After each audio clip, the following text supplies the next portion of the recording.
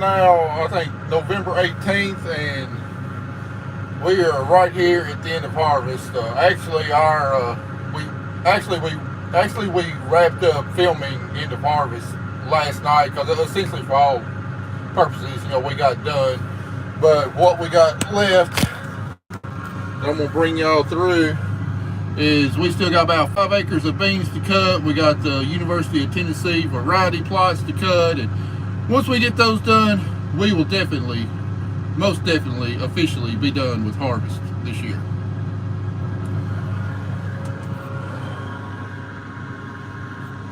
So, well, let's zoom in a lot.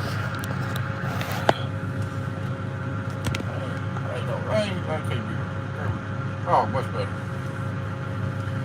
So, anyway, we're going to try and get these wrapped up in about an hour and a half, carry this combine home, get it blown off, and be ready to breathe again. So, we got to let our combine warm up here a little bit because it has been frigid the last several days. I got no heat in my combine either. The mix valve went out, so that's why I'm sitting here in a coat. I think got down about on 20 degrees or so last night, so got to give these engine and hydraulics plenty of time to warm up so we don't cause any problems. But anyway, while we're sitting here waiting, just going to kind of give you an update on where we're at and what's coming.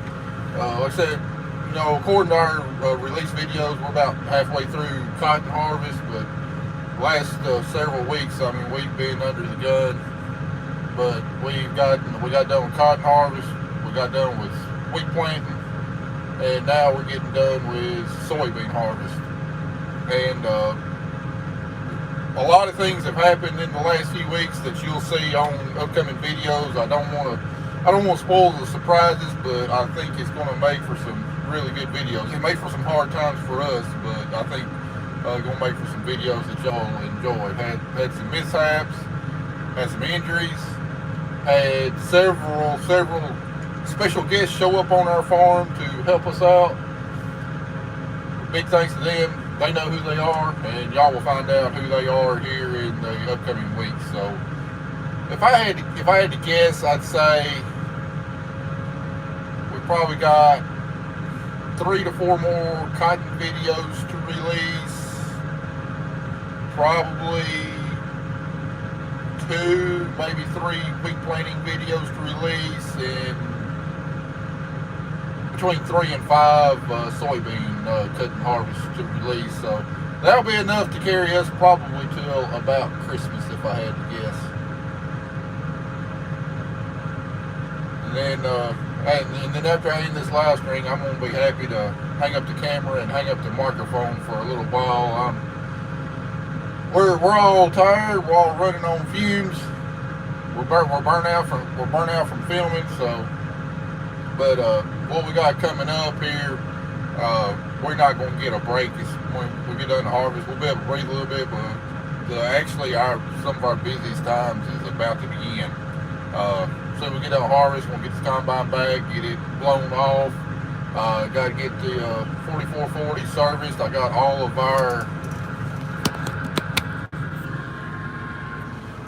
of our field borders and everything. We got to bush hog around, make it look nice for the landlords, keep these tree lines and everything from going out into the field.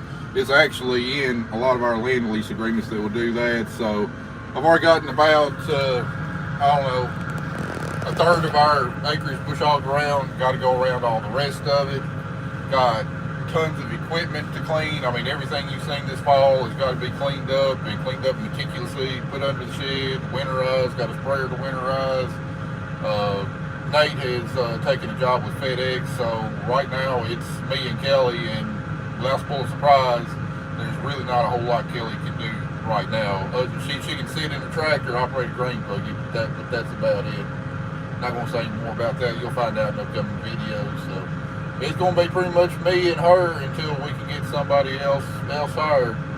And we're currently accepting applications. The guy I thought would be a home run hire for us, he's he had some other opportunities popped up. He wasn't ready to move to a family, across the country and everything. So it's not going to quite work out with him. So we're now accepting applications to fill Zach's old position as kind of a semi-farm manager type of job, looking for somebody that's definitely got some intelligence about him, got a farming background, got some agronomic background, looking for somebody who can bring something to our team, that's willing to learn a lot and can also, it can also help us learn more on the agronomic side and to improve our operations.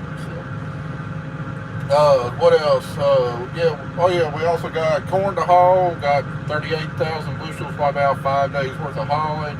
Got to get all our financials in order, got to meet with the accountants, find out how bad Texas is going to hammer me this year. Get all that in line, and also got, Kelly and I decided yesterday we're going to do it.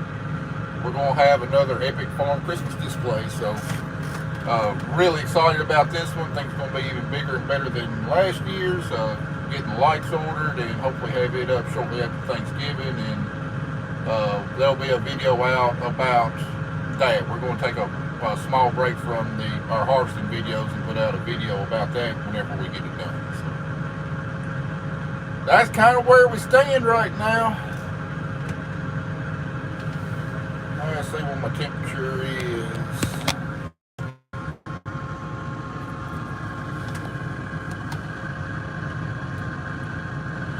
Are you okay over there? Yeah, letting everything warm up. 144 degrees. We're getting there close. Alright, let me get y'all kind of positioned. This isn't really going to be much of a question and answer session here. Because, well, for one thing, in order for y'all to have a halfway decent view, I won't be able to see the screen. So y'all just kind of come and go. We're probably going to be at this about an hour and a half. How are you warming anything up? Warming the engine and the hydraulics up, dear.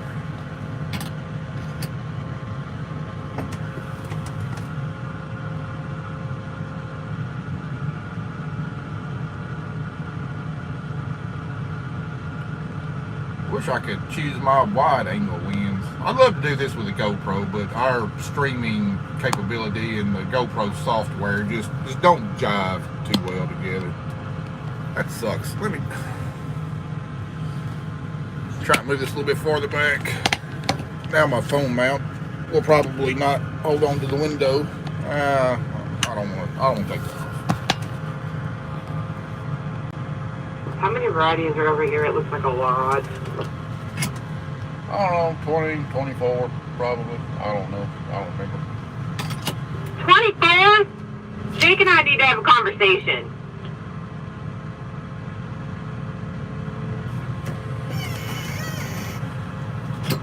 It's not Jake that chooses them, it's Ryan Blair, so he's who you need to have a conversation with.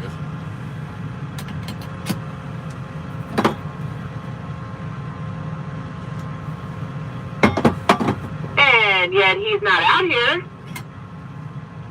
Oh, I'm live. You might want to tell all your fans hi.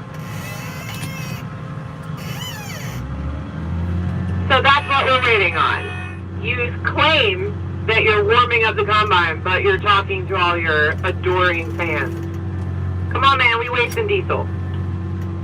If you be watching the live, you see that, yes, in fact, I am warming everything up. I'm now at 155 degrees engine temperature. Trying to, all these expensive hydraulics, you can't just blow and go when it's got down to 20 degrees last night.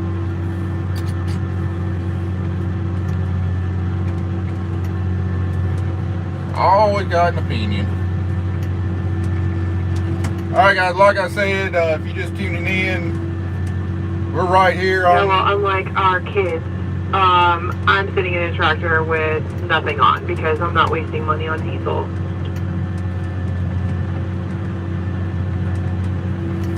Alright guys, like I said, what we got left right here is about 5 acres, 24 varieties. We wrapped up...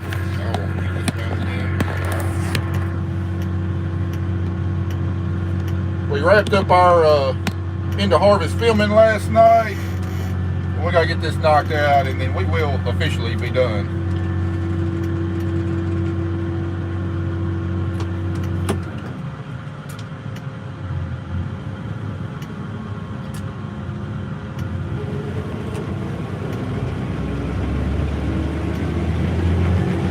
Like I said, this isn't going to be a question and answer session because, well, I can't see my screen where I got the camera mounted. So we'll probably be at this about an hour, hour and a half. So come and go as you please.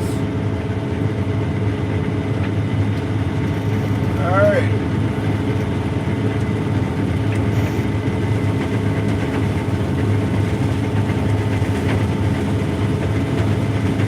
Variety number one. And the reason we wrapped up our actual filming last night as well, I mean, y'all seen me do a bunch of plot work over the last 2 years. You know, kind of boring, kind of repetitive, not a lot of action, not a whole lot to show. So we're not going to include it in our main video, but I thought it'd be kind of fitting to do a live, celebrate the end of harvest with our hardcore fans who will watch pretty much anything we put out there.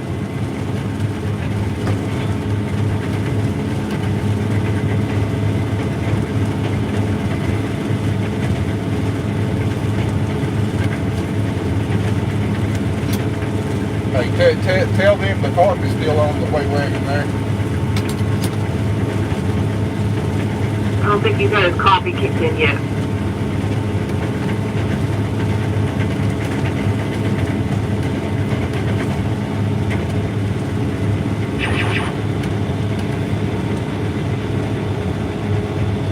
And we gotta go over here, jump in the white wagon.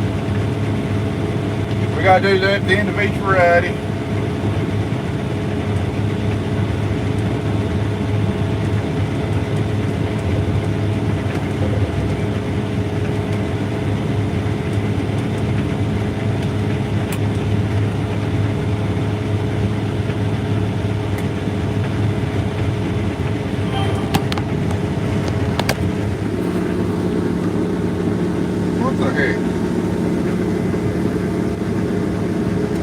A little dusty there.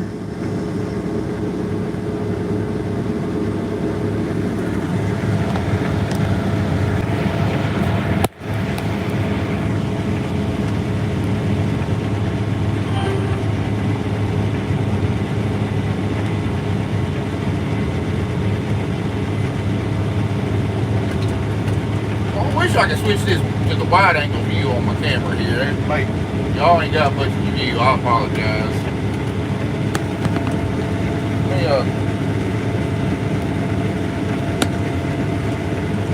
Maybe let's make it a little bit more personal. I know how many people like looking at me, but we'll try this around or two.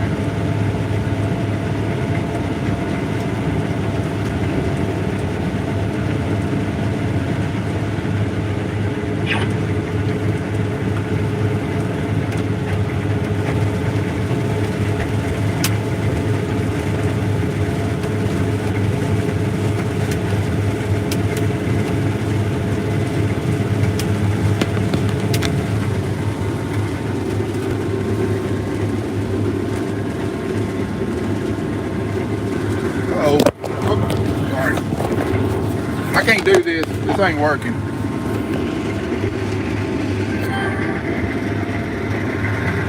Sorry. Yeah, I can't work the combine and hold the phone.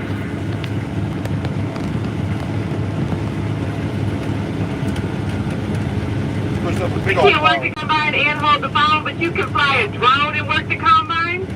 Yeah, well, I'm using auto steer on that. I'm not using auto steer on this.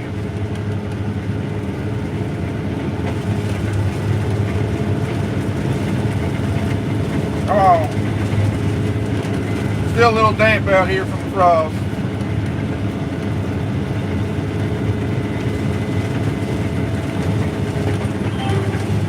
If this goes longer than an hour and a half, you owe me lunch. Yeah, well, I was going to take you to supper last night. Yeah, I want to go home. Yeah, that's exactly the way you sounded too.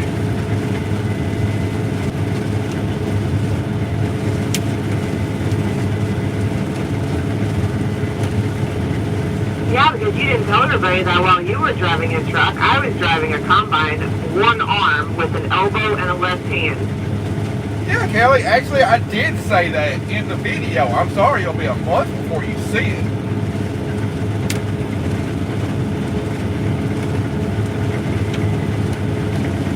That's why I wanted to go home. My hand was killing me. How about you say on Instagram how I've been doing two people's jobs for the last month?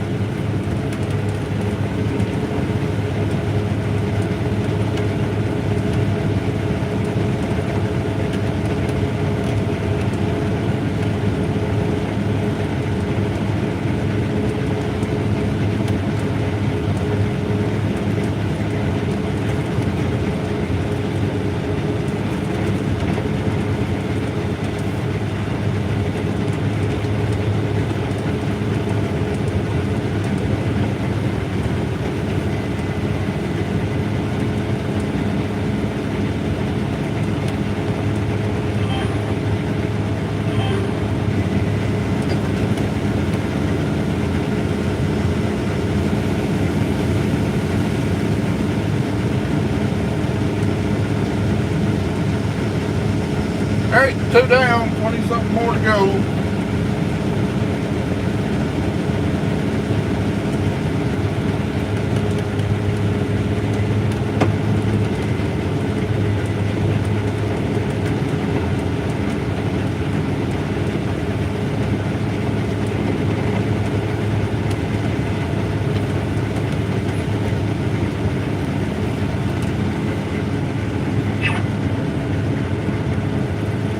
You know, Kelly, if you want to come heat this cab up for me, you can come ride with me and hold the camera.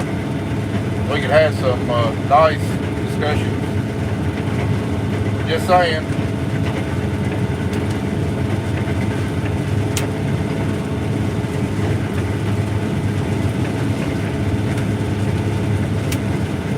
Not after you just made the comment that you've had to do two people's jobs. It's not my fault that I got injured. I never said it was your fault you got injured.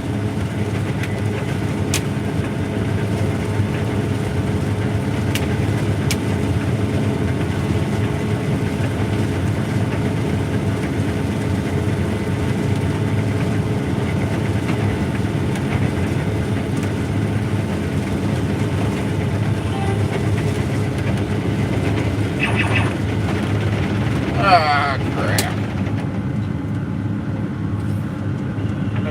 Paul's gonna call the problem.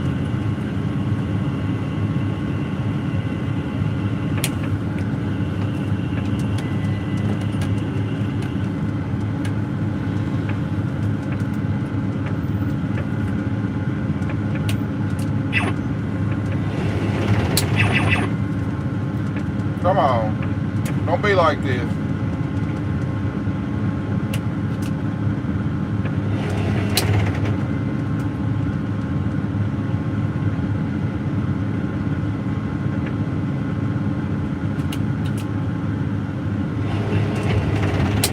Almost.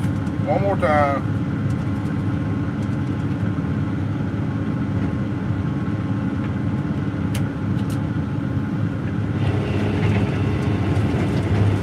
There we go.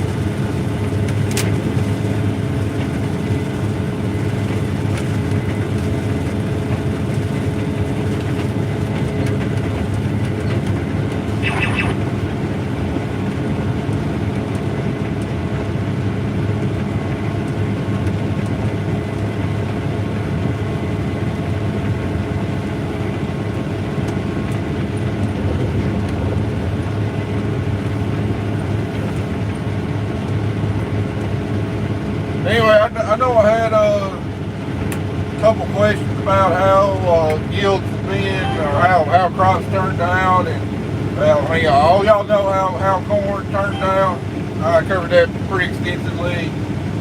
Cotton, overall, we had some really fantastic cotton, and then we had some cotton that it didn't come close to expectations. Y'all see that in a few more videos, but you know, basically we ran out of growing season. We had an early freeze come in that really hurt our later maturing cotton. But I mean, overall, it was light years ahead of what our cotton crop was last year. And then our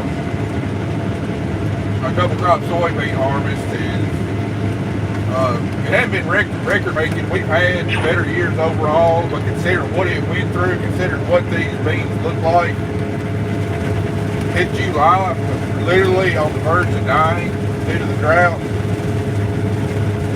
I mean, they've been fantastic for the most part. We had a few farms that were just, kind of so-so. And we've had some farms that were just really fantastic. I guess it must have been the person who planted to put a little extra love in it when she planted them. That was the reason for the good yield. Because it seemed like the soybeans that I planted didn't fare quite as well.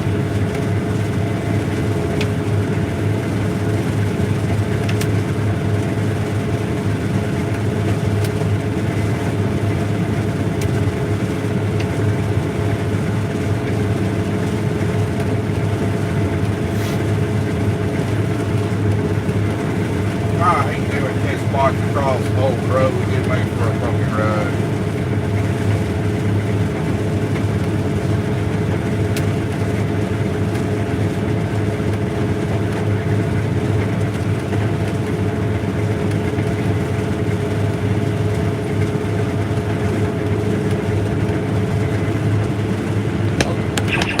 I can't see the beans going in the tank now. My back glass is too dirty.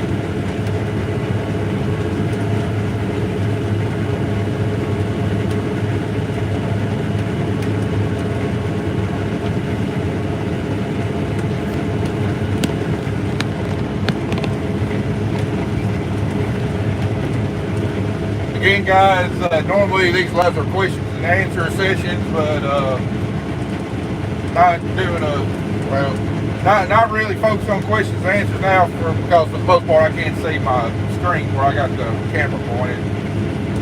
Might try to turn it around here and look at some comments here in a minute or two.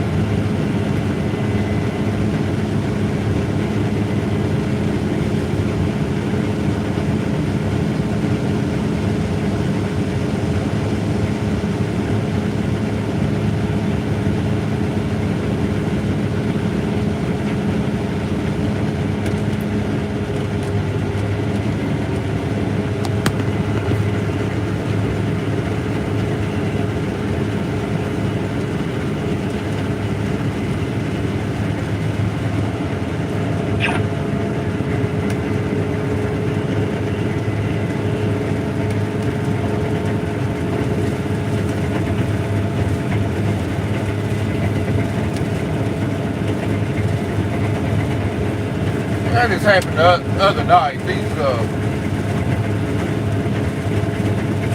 chat just won't stay up, at least not long enough for me to read something before it goes away. Alright, I got a question. Lance Mabry asked, does a farmer get anything out of doing test plots?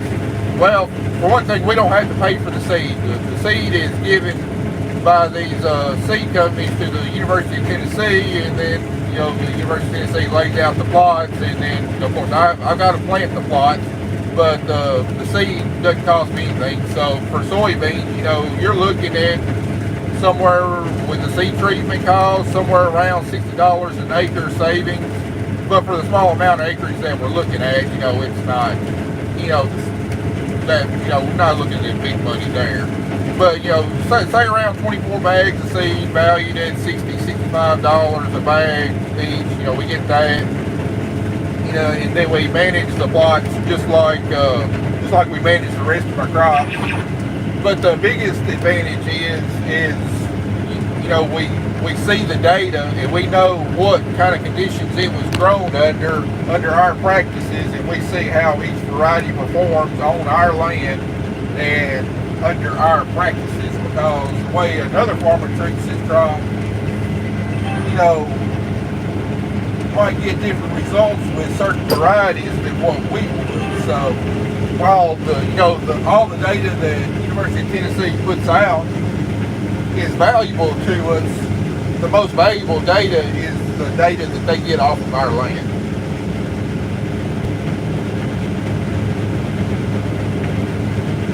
But we don't get paid to do test plots. Now my Pioneer plots, not only do I get to see, but they give me a small stipend to be able, you know, to put in the plots for them.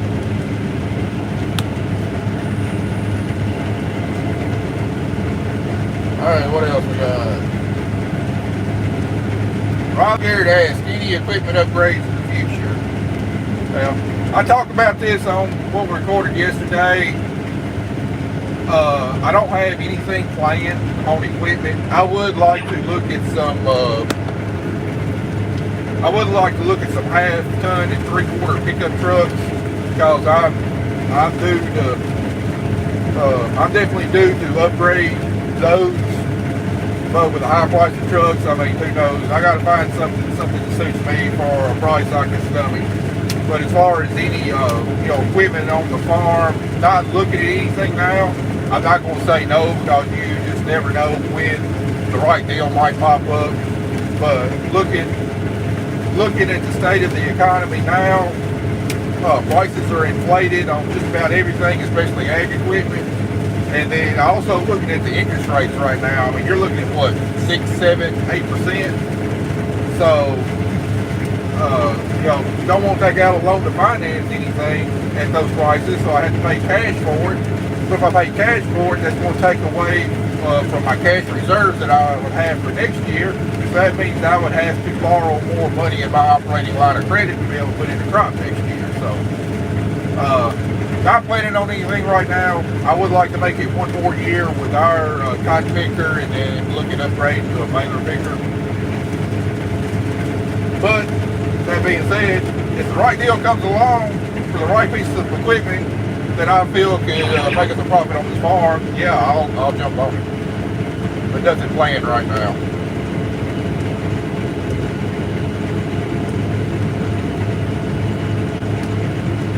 Chad B says, nice to get done, hard before Thanksgiving. Chad, that is always a good feeling, because there's been several times we haven't. There's been a few times we've actually had Thanksgiving dinner in the field, and I don't like that, because I like Thanksgiving dinner. I look forward to Thanksgiving dinner all year long, and I like to be sitting down at the dining room table with my family and enjoying it, not eating it off the tailgate out in the field.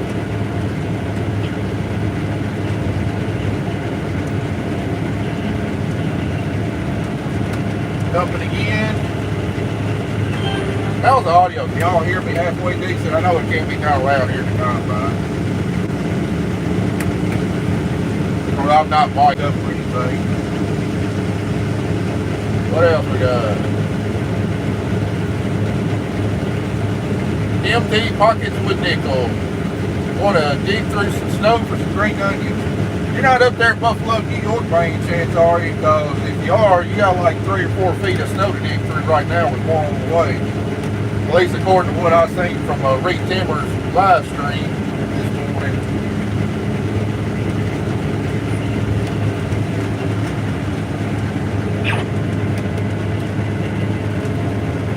What else we got? Alright, I'm kind of going through these comments backwards. Roger, Kelly got injured closing the doors on the module builder. It's got a really heavy latch that goes across the doors, and somehow she got her fingers pitched in between that lever and the door, and about took her fingertips off.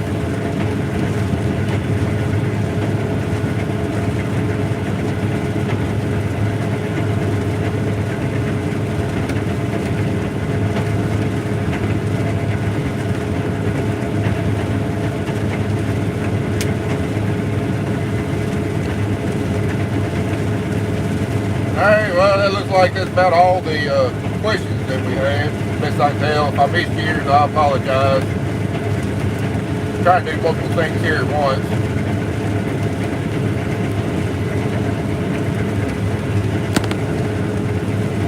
Anyway, well, we got 20-foot wide plots here, so I'm only taking in about a half of a header width here to get these plots.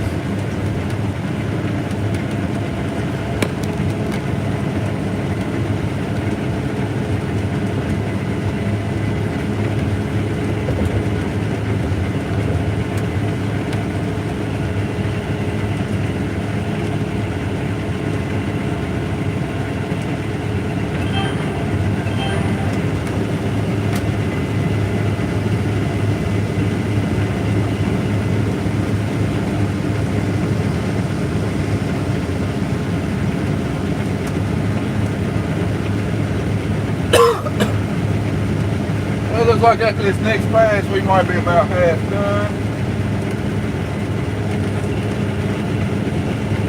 Getting there. Look at all the different colored beans there.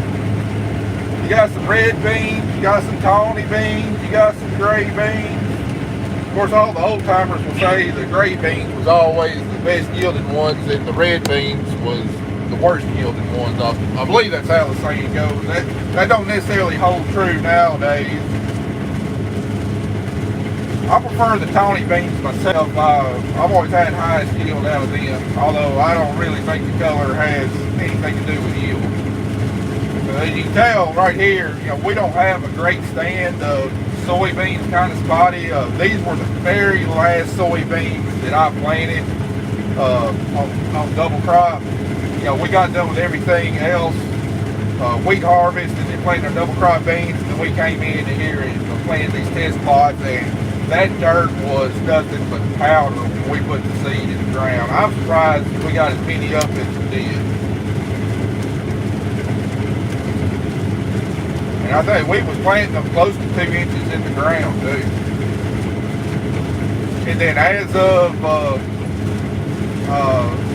of around the middle of July, around July 20th, I mean, these beans were about 5-6 inches tall and literally on the verge of death. I mean, in fact, a lot of the ones around the tree edges and everything, they had already died, but these out here in the main part of the field where it didn't have competition for trees, they were literally at the point of dying. Then we got some showers there in late July, and we got some pretty decent rains throughout August. And then September turned off real dry again. So it's just phenomenal what these beans have been able to do.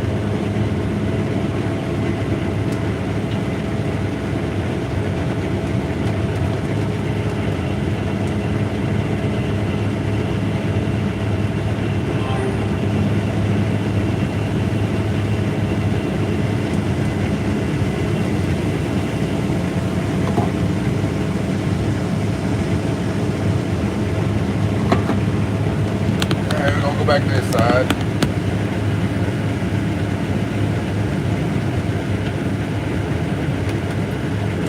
Good thing about soybean plots is it doesn't take very long to unload them, because there ain't but maybe about 5 to 10 bushels in the hopper.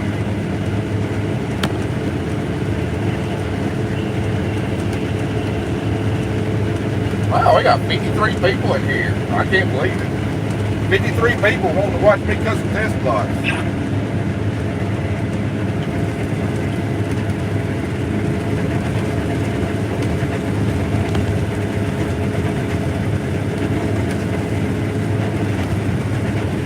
Now, I have no idea which varieties these are. I have no idea what they're actually yielding because I'm only taking in a half a header with.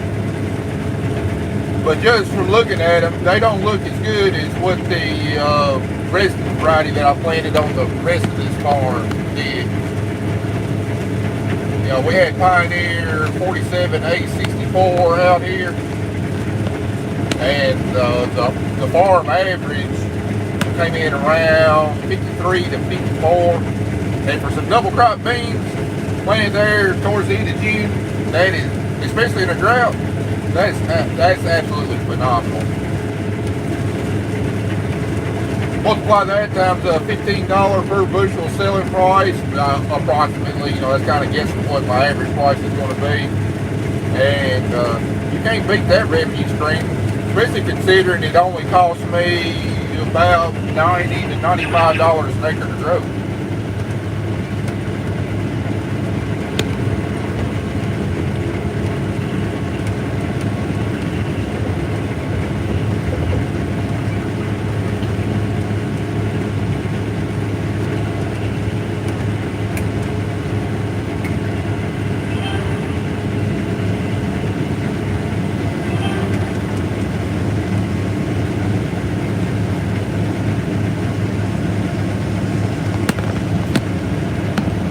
Alright, let's go back through the comments.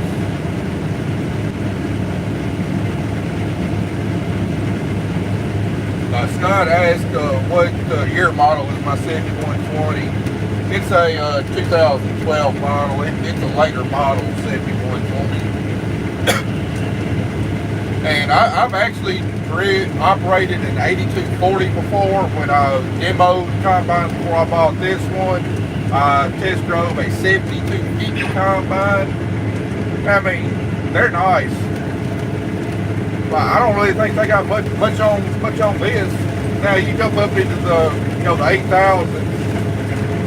They have a little bit more power, a little bit more capacity.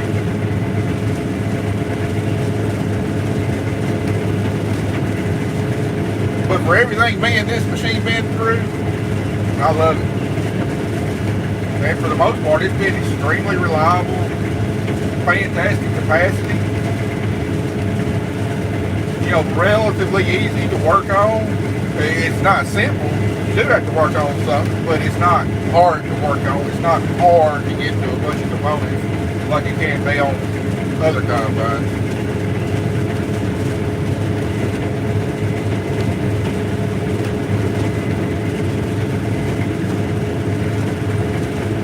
Yeah, man, I can't remember if I recorded whenever I planted these plots. Might have. It's been a long time ago and a lot of videos ago. I've looked at a lot of footage since then.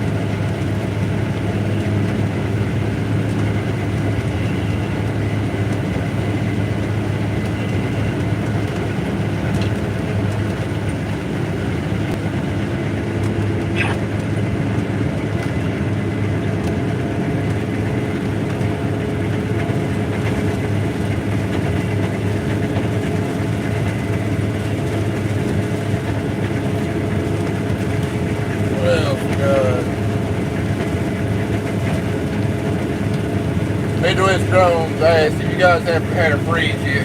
We've actually had several freezes. Normally, we don't have our first killing frost until roughly the 1st of November. We got our first freeze middle of October, where it got below 32 degrees. And then we're now on our second or third polar vortex of the year, and it's not even Thanksgiving yet. I mean, I know you guys up in the Midwest. I mean, that's normal for y'all. It ain't normal for us. You know, we're in January weather right now. You know, lows getting down, low 20s, highs around 40 or so. That's what we've had all this week, and what we're gonna have the rest of the week. You know, that's January weather for us, not November weather.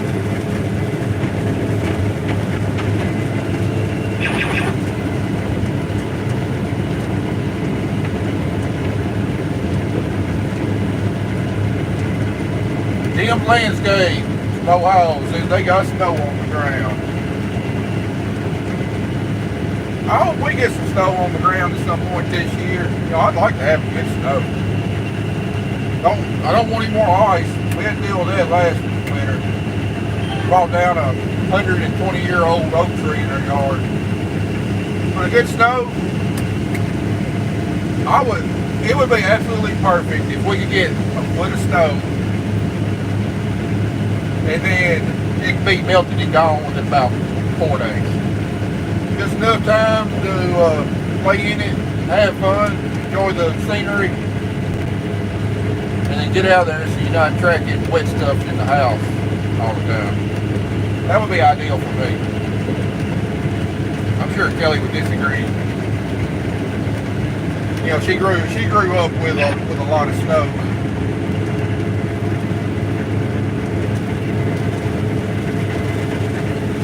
Whereas I didn't. Riley Garrett asked, how far are we from Memphis? We're about 80 miles. Depending on where you're going in Memphis, you know, hour and a half.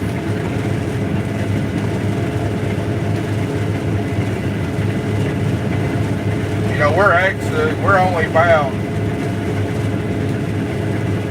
about 8 miles north of I-40, so we're not very far from the interstate.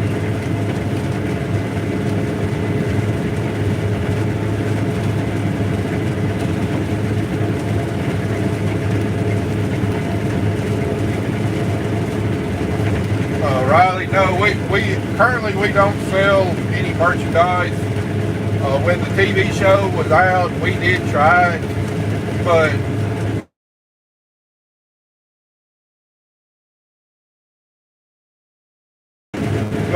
you know, just think about all the just say you got one type of shirt, one color shirt. Just think about the inventory you gotta have. You gotta have, you know, you gotta have multiple shirts of each different size. You know, just for the limited amount we were able to sell and the inventory we had to manage. You know, plus then, you know, then we'd have to take everything to town and ship it all while trying to farm. You know, it just wasn't worth it. We might look at it again in the future, but I don't know. Just the small amount of profit you would make, it just ain't really worth the hassle. We might do like a special edition run for a limited amount of time at some point in time.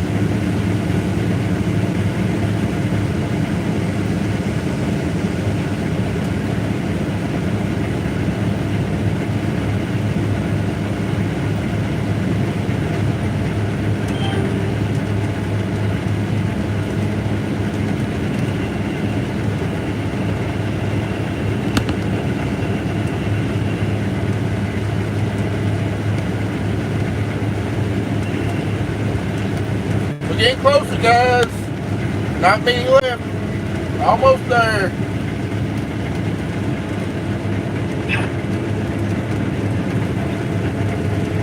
This is sure enough a red bean here.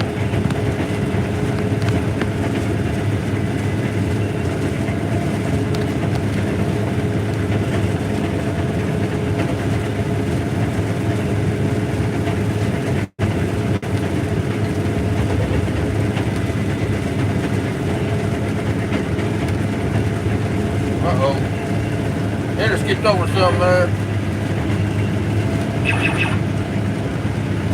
Glad you're getting rough ground going across the roads. Leave no bean behind.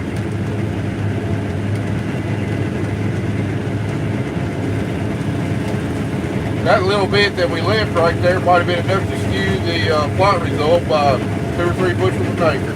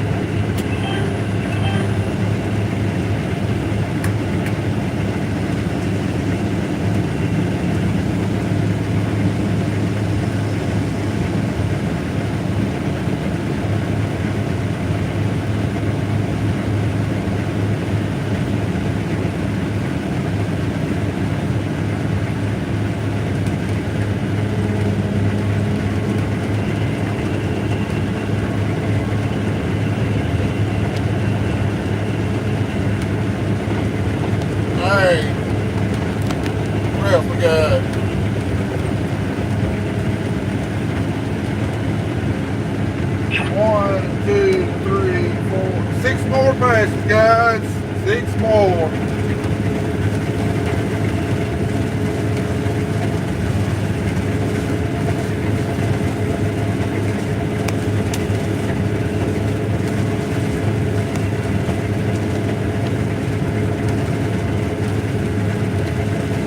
Franklin asked how our cotton did.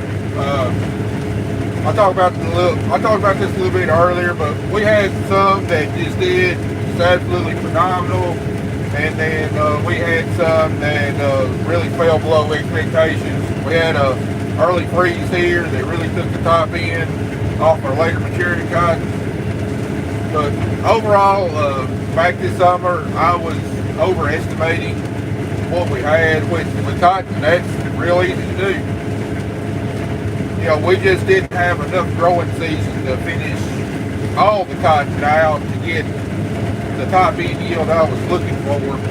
And then on our later maturing cotton, I mean, we knocked a whole lot more than the top end off of it with early freeze.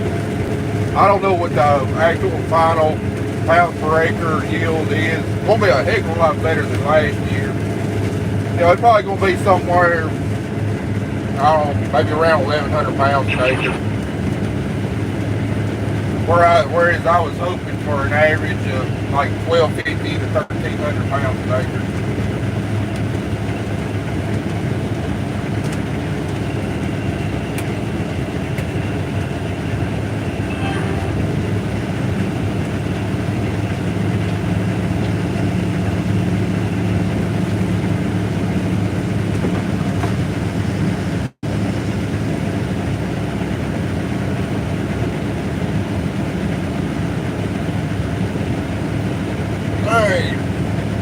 Z Goose asked, what picker did y'all have before the 9986? Oh, that's a good question.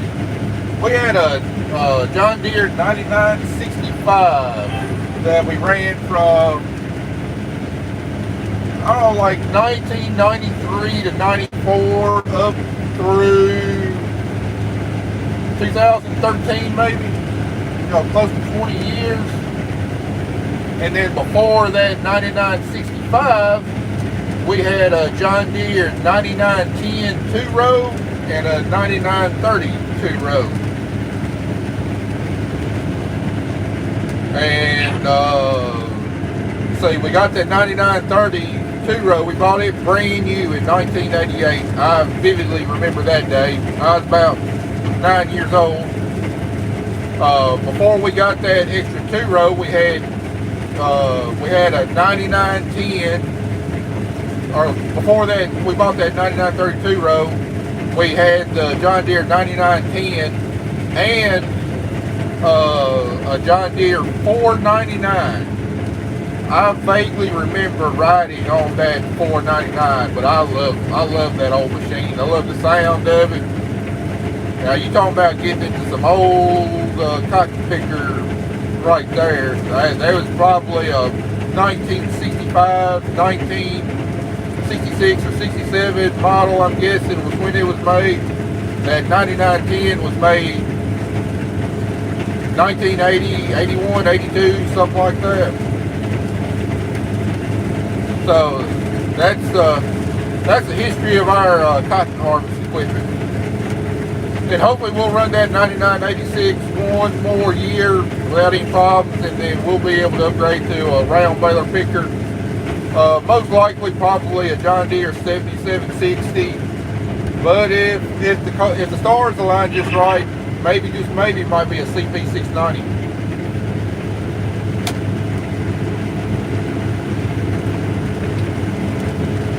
I've seen some 7760s that look like they were in decent condition with not a boatload of hours, you know, in the $200,000 to $300,000 range. I've seen them advertised the last few weeks. Problem is, they're all the way down in like Georgia, South Georgia, and they don't telling how much it costs to get that thing up here.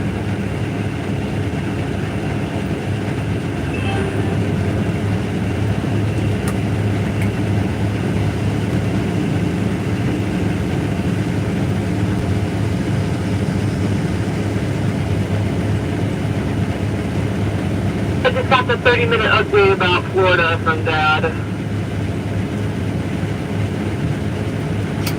So can you give me the 30-second update then?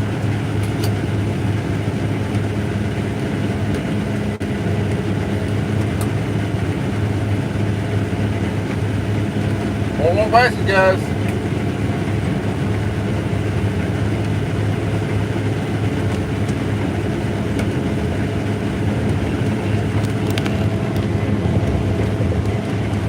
You want a 30-second update on something I had to listen to for 30 minutes? I always preferred the Cliff Notes in high school. Well, their building fared better than 1 and 2. Yeah, we know that.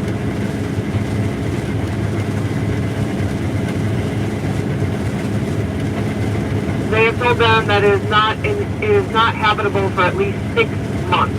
Then after 6 months, they will get an update, and then they're looking at a year from now, possibly getting back in and being able to stay there. Well, it's a whole lot better than what it could have been. A whole lot better than I'm sure building 1 and building 2 is looking at. Oh, building 1 is looking at a minimum 3 years, building 2 probably 4, and then they're building the seawall as we speak. And then Dad said something about the pool. They have to share 26% with the pool and cleaning it out and getting that fixed. They said that won't even be up and running until September of next year. It looks like we'll be going together for next summer then. Well, yeah, they don't even have a place to go. I mean, they told them they could possibly get in 6 months.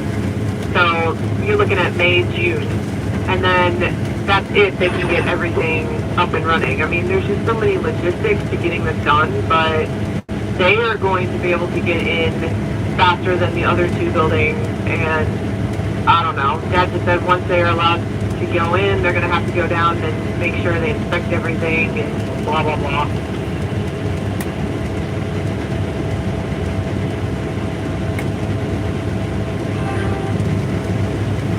Well, after seeing enough pictures of everything during the hurricane down there, video, I'd call that a win.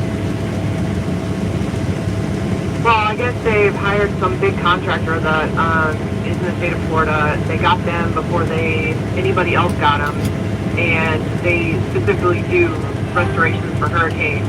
And they have a lawyer that actually is with that company, and then they had that town hall meeting today, and the lawyer explained everything, how you don't say the word mold, you say water saturation. or insurance won't cover anything. And my dad found out that they were supposed to have flood insurance on the 6th floor.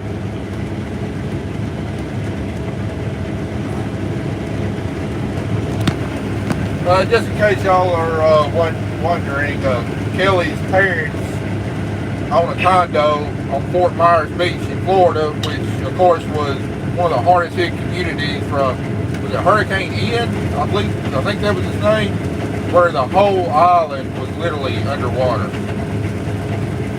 And they're part of a 3-building condominium, and their building was actually situated back to the beach a little bit more than the other two, and it was still heavily damaged, but not near to the extent of what Building 1 and Building 2 were.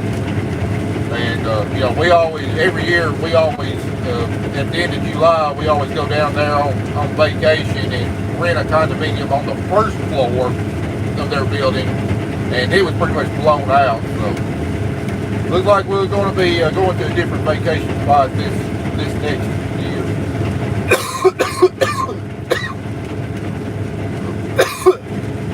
Oh, I'm so sick of soybean dust.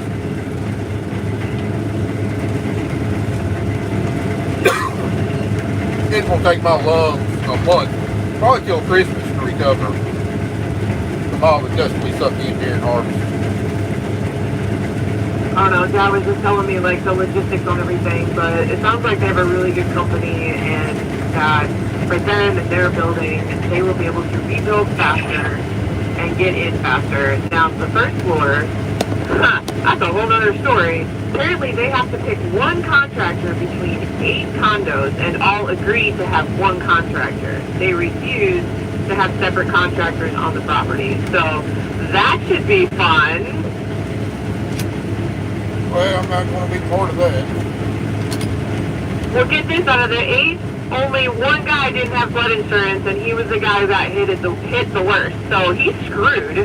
And then I think Dad said the way it was is that each condo is going to get around $100,000 from the actual condo insurance to help rebuild. And then their private insurance has to kick in. So at least there's that. And the one that we stayed in, I mean, they didn't spend any money on it, so they're going to upgrade everything. And they're looking at like summer of 2024 is when they're gonna be back in.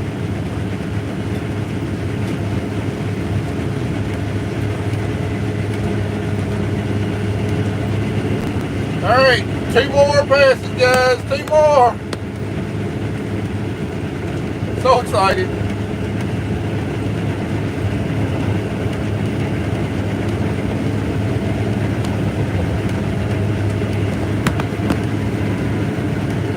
Alright, let me, well, I had a couple questions.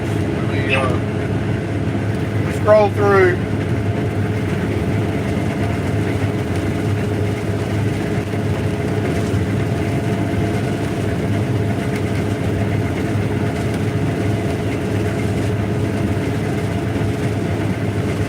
Some guy, I can't pronounce your name from Europe, asking if we see any Urim wheat here.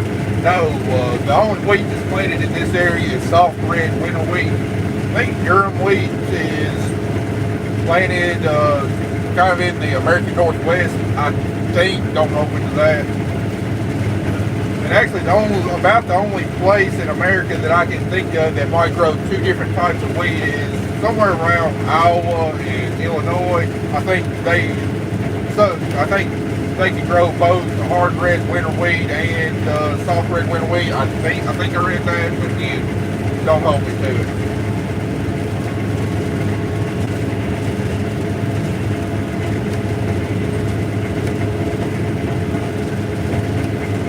Yeah, I think anybody that's grown cotton has been in a 9965 at some point in time. That was a tremendously popular picker that was produced for quite a few years. Of course, you got the 9970 also, which really wasn't much different than the 9965. And there's actually still quite a few of them running in the country. They got to be some high-hour machines by now, though. They talk about but simple, reliable. They didn't have all the creature comforts of modern pickers, but They sure got the job done.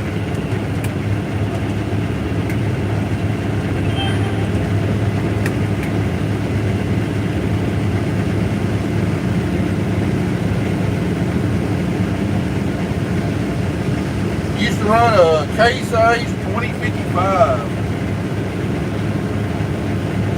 I've never rode into a Case speaker or driven a Case speaker. I've looked at them, you know, just walking around them, but never got to ride one before. You know, I'd say back in the heyday when Case H was producing a lot of pickers, you know, up until the mid-2000s, I'd say about 2/3 of the people around here run John Deere, and a third run Case. Jordan just asked, is a baler picker a possibility for next year? I mean, if our finances are better than what I think that they are, and the right deal comes along, or someone just wants to offer me a boatload of money for my 9986 module builders and bolt buggy, I'm not going to say no. But that's not what I'm planning on. I'm planning on one more year. You know, we just sank over $20,000 into that picker this summer. And at, you know, 500 acres harvested roughly, you're looking at $40 an acre cost on just the repairs we did on that picker. I'd like to divide that out over 2 years. It's in good shape. No reason it shouldn't be able to make it through another year. And then, you know, let these baler pickers just come down in price a little bit more. So that's our plan. Hopefully 2024, you'll see a baler picker on our farm. But I mean, it's not out of the realm of possibilities that it could happen in 2023 if the right situation comes along. All right, we on the last pass. Y'all gotta see it. That's all we got left right there, guys. Come on, baby, don't break down on me now.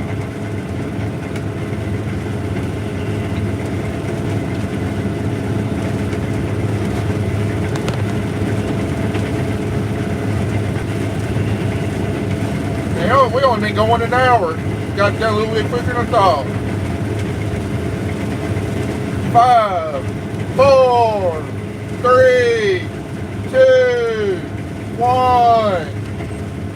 Woo! We done. We are done.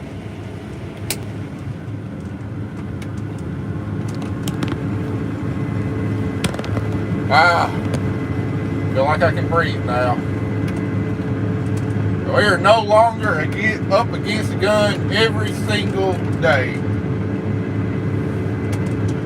While we got a lot to do, we're not at the point to where it's got to be done today. If we don't get it done today, most likely we'll be able to do it tomorrow. Such a nice feeling. Hopefully have that feeling for the next 4 months.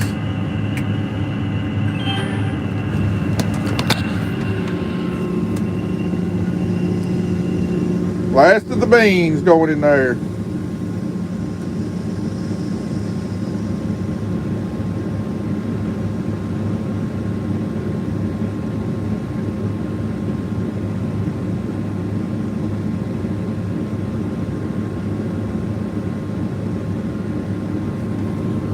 Everybody say hi to Kelly. Where's she?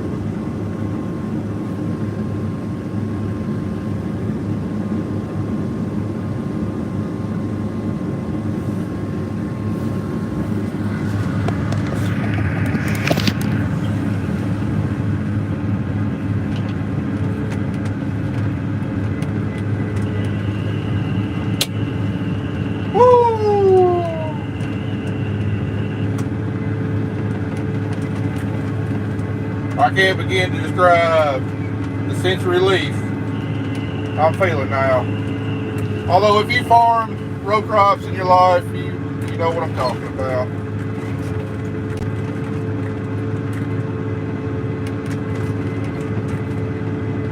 Lord brought us through another successful year. He allowed a lot of things to be thrown at us. A lot of it you haven't seen yet, but you will see in upcoming videos.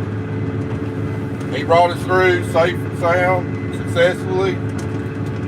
wound up making a profit this year, even though mid-July it sure looked like there was no way we was going to make a profit.